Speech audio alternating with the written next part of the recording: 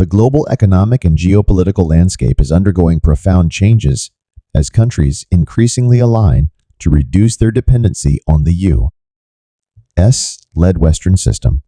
At the heart of this transformation lies Saudi Arabia, whose recent actions highlight its pivotal role in this shift. These movements reflect a deliberate effort to challenge the long-standing dominance of the U.S. dollar and the Western financial order. This trend represents not only a realignment of global power, but also the foundation of a new cooperative framework that seeks to empower nations long sidelined by the Western hegemony. To understand the scope of this transformation, it's essential to examine the historical context of the U.S. dollar's dominance. Since 1974, the petrodollar system has been central to the global economy. This system emerged from an agreement between the U.S. and Saudi Arabia, wherein the kingdom agreed to price its oil exclusively in dollars. In return, the U.S.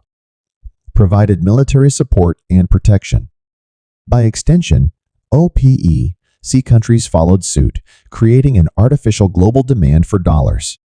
For nearly 5 decades, approximately 90% of global oil sales were conducted in U.S. dollars, establishing the currency as the world's reserve and granting the U.S. unparalleled economic leverage. This framework allowed the U.S. to sustain massive trade deficits, finance its economy with minimal consequences, and exercise control over global financial systems. The dollar's hegemony gave the U.S. substantial geopolitical power, enabling it to impose sanctions and influence international policies. However, the limitations of this system have become increasingly apparent, especially to nations facing economic sanctions or exclusion from the Western-dominated financial networks. Saudi Arabia's recent moves signal a deliberate departure from the petrodollar system and an embrace of a multipolar world order. One of the most notable developments is the kingdom's engagement with the Belt and Road Initiative, BRI.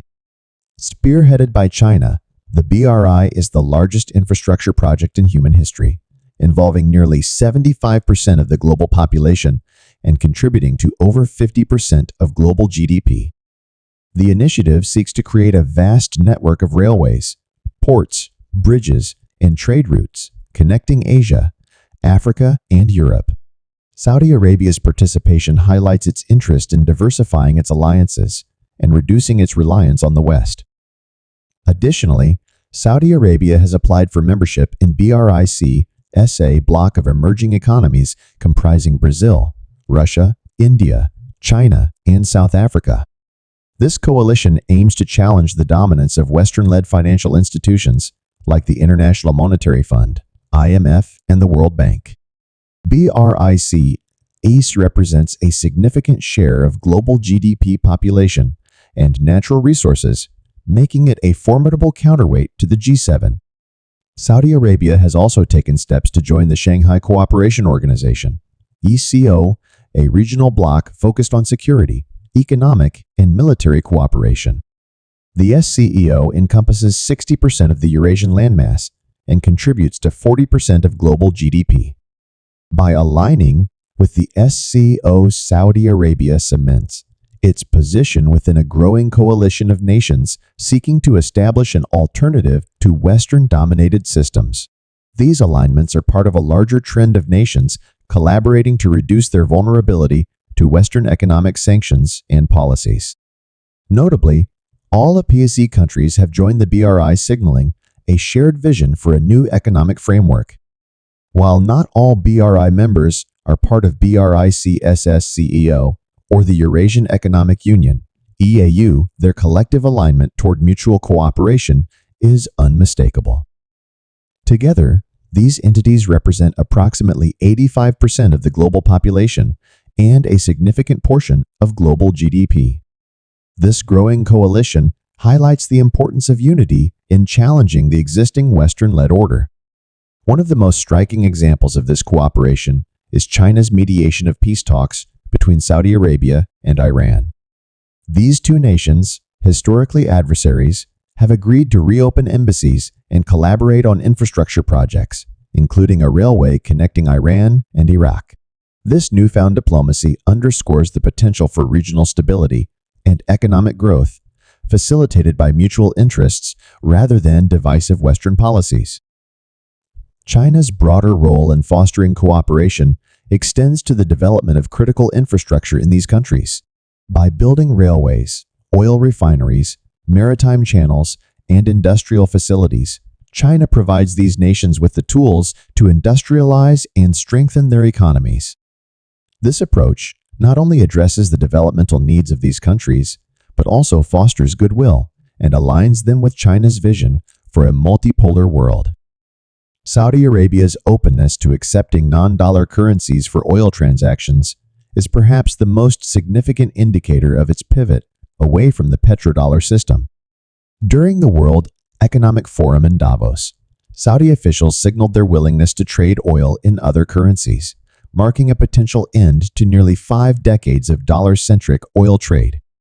This development aligns with the broader BRIC-SEAA's agenda of reducing dependency on the dollar and establishing a common settlement currency. The potential issuance of a BRIC-backed currency, possibly tied to gold or other tangible assets, has gained momentum. Central banks across the world, particularly in BRICS nations, have been amassing gold reserves at record levels. Over the past 18 months, central banks have purchased more gold than at any other time in history.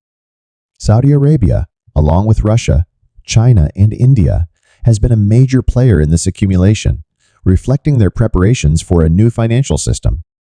The reclassification of gold as a Tier 1 asset by the Bank of International Settlements, BIS, is another critical development. This change elevates gold to the same status as cash and government bonds, signaling its potential role in a future global financial system. Many nations have repatriated their gold reserves, further highlighting its strategic importance. If BRICS nations issue a gold-backed currency, it would offer a stable and reliable alternative to the dollar, undermining its dominance and reshaping global trade. Economic cooperation among these nations is complemented by strategic and military alliances. For instance, the BRICS Naval Alliance involves key players like Iran, Saudi Arabia, India, and Pakistan, emphasizing their commitment to collective security.